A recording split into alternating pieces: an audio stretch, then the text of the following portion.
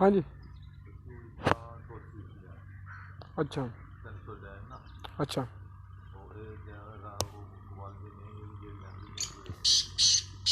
ठीक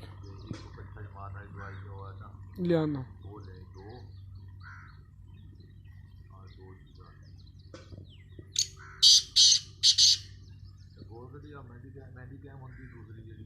मैडिकैम लिया हाँ जी।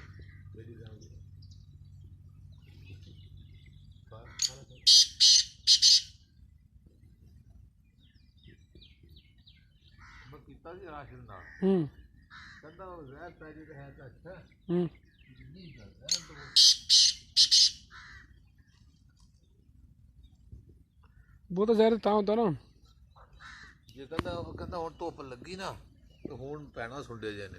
ਹਾਂਜੀ